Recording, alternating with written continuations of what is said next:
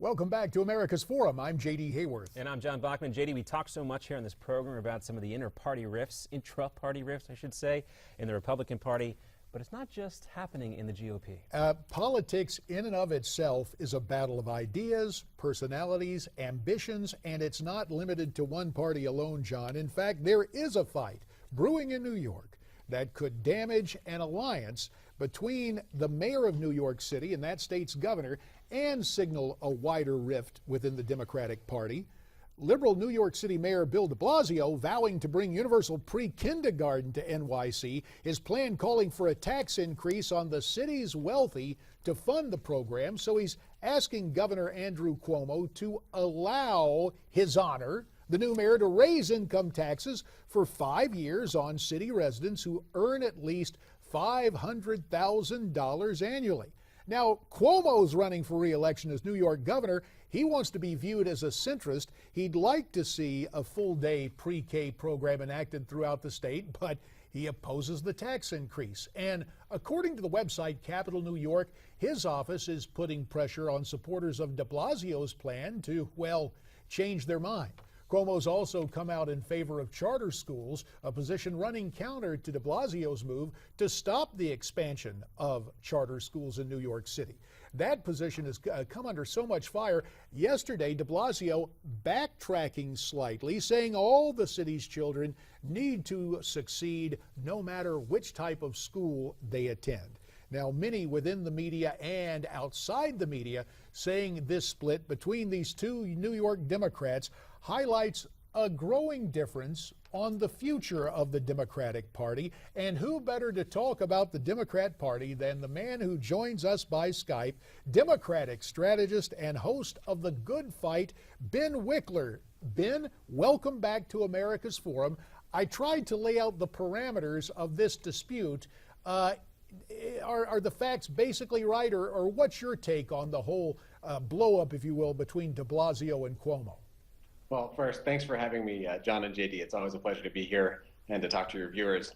I think you've got the facts more or less right, but I think the first thing to understand about these fights within the Democratic Party, in contrast, I think, to what's happening in the Republican Party right now, is that the Democratic Party is fractured more like a puzzle piece, a set of puzzle pieces, and less like a smashed window, which I think is often what the kind of Tea Party kind of war. So you're saying that the Democratic Party could be put back together again, the Republican Party is broken beyond repair? I think that it is going to take a lot more than some rearranging of the puzzle pieces to put the Republican Party back together. That's right. Well, let's talk about de Blasio a little bit more. We talked last week about how his poll numbers were taking a little bit of a slide.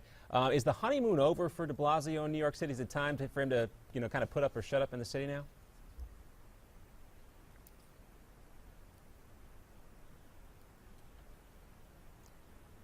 Okay, I think we've had a little trouble with Ben's audio there. We lost it. And this is not some kind of conspiracy. No, when we have a Democratic pollster on the show. We want to make this clear. We enjoy having the we're going to work to get this audio restored and get word to Ben that we maybe need to punch a button on the right computer or the right volume control here. But what is interesting about the historical perspective that Ben provides with a generous dose of empathy with his own party. No less than Abraham Lincoln, as a new Republican, spoke of rifts within the Democratic Party. He said, Democrats are like alley cats. You can hear them out back fighting and screaming, but the next day there always seem to be more little Democrats out there. I do think it is very interesting, and we're going to effort to get Ben back with us shortly if we can get the Skype sound from him.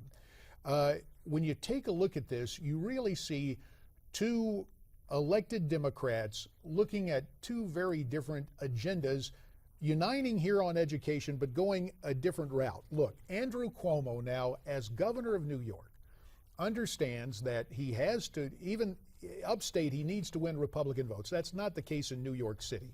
But also Andrew Cuomo, who has made no secret of his national ambitions.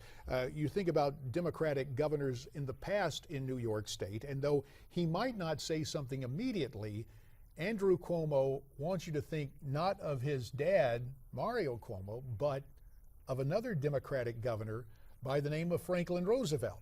And so with that national agenda at work there, it's obvious that Andrew Cuomo is trying to centricize his campaign. Ben, we did not try to suppress you because we might have a healthy disagreement. We understand our audio has been restored. And I was making the point about Andrew Cuomo. It's no secret. He harbors national ambitions. So he's trying to take more of a centrist approach to this. Now, is he also, as part of this education of de Blasio or this disagreement on opinion, is he diplomatically trying to, quote, educate His Honor the Mayor about political realities in the state of New York? You know, this is something where I think, unlike in the Republican Party, the positions that work in a Democratic primary are actually the same ones that work in a broad national campaign. The place where they don't work so well is in building up a base of support on Wall Street. And so that's, I think, to the extent that there's a fight right now in the Democratic Party, it's how much Wall Street gets to call the shots among Democrats the way that it does kind of across the board on the Republican side of the equation. Well, now I just got to call you on that, because as you know, when you take a look at donations from Wall Streeters to the Democrat National Committee, to Democrats who have run for national office, come on, man, you got to know that the reality is there's a whole lot of Wall Street backing the Democrats and backing New York politicians like Chuck Schumer and others. So to say that Republicans have a lock on Wall Street, I got to tell you, it's a little bit too much spin. Let's get back to the issue at hand here and how these guys reconcile when and if they do. Yeah, well, I think that they come together ultimately on this and on most things, because Democrats have, fundamentally a united constituency. It's the we're all in this together party, right? And if you talk to either of them about what their ultimate goal is, they both want pre-K for everybody. Now, they have a disagreement about how to tackle the funding question and about inequality, but this is the kind of thing that actually can get hashed out in a debate, and it's exactly the right debate to be having. I think this is, it's not, in a sense, a purge or a generational turnover. It's more a tug of war about how do we get to the place we're all trying to go. And I think it's exactly the right debate to be having now, and I'm sure it's one that'll continue through 2016.